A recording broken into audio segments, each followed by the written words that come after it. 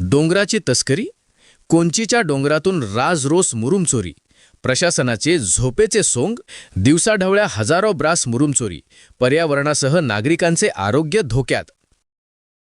संगमनेर तालुक्याला लागून असलेल्या मौजे कोंची येथील डोंगरातून मोठ्या प्रमाणावर आणि राजरोसपणे दिवसाढवळ्या मुरुमाची तस्करी सुरू असल्याचा धक्कादायक प्रकार समोर आला आहे. 10 चाकी आणि 12 चाकी डंपरने रोज हजारो ब्रास मुरुम चोरून नेला जात असल्याचा आरोप स्थानिक नागरिक करत आहेत.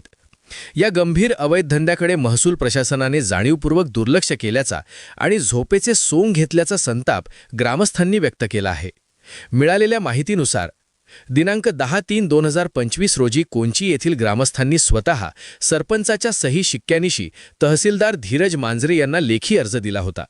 या अर्जात मौजे कोंची येथील गट नंबर 16 मध्ये मागील कित्येक वर्षांपासून पोकलेनच्या सहाय्याने मुरुम उपसा सुरू असून सदर गट नंबर 16 हा वनविभागाने वाटप केलेला असून काही पोट हिस्से आदिवासी शेतकऱ्यांसाठी राखीव असल्याचे नमूद केले होते. शासनाची कुठलीही परवानगी नसताना येथे अवैध उपसा व विक्री सुरू असल्याची तक्रार गावकऱ्यांनी केली होती. मात्र या तक्रारीला महसूल अधिकाऱ्यांकडून केराची टोपली मिळाल्याचं चित्र आहे. सध्या स्थितीत याच गट नंबर 16 पैकी परिसरात 3 ते 4 पोकलेन मशीन आणि एक मोबाईल खडी क्रेशर लावून पर्यावरणास मोठा धोका निर्माण केला जात आहे.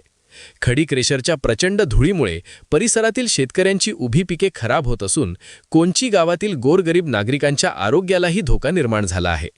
अवैध वाहतुकीमुळे डांबरी रस्त्याची अक्षरशः चाळण झाली आहे. कित्येक एकरामध्ये डोंगराला खोदून मोठमोठे खड्डे तयार झाले आहेत. यापूर्वी महसूल अधिकाऱ्यांनी कारवाई करून तस्करांची वाहने पकडून नेली होती. मात्र अंधाराचा फायदा घेत ती वाहने तस्करांनी पळवून नेल्याचा प्रकार घडला होता. या प्रकारावरही कोणतीही कारवाई झाली नसल्याचे स्पष्ट होत आहे. कारवाया झाल्या तरी मुरुम तस्करांनी जैसे थे परिस्थिती निर्माण करून प्रशासन गांभीर्याने कारवाई करत नसल्याचे दाखवून दिले आहे.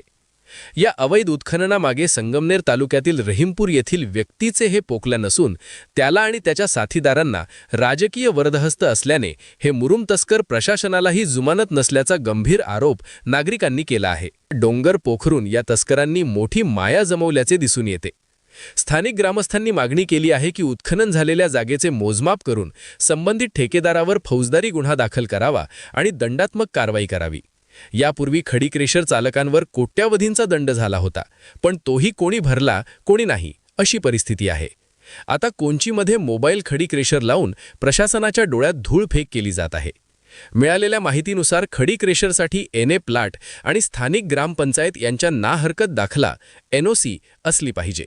याची देखील कुठल्याही प्रकारची पूर्तता नसताना प्रशासनाने कुठल्या आधारावर यांना परवानगी दिली हा मोठा संशय निर्माण झाला आहे. या मुरुम तस्करावर लवकरात लवकर योग्य ती कारवाई करून उत्खनन बंद करावे, अन्यथा मोठे आंदोलन छेडले जाईल असा इशारा एका सामाजिक कार्यकर्त्याने दिला आहे.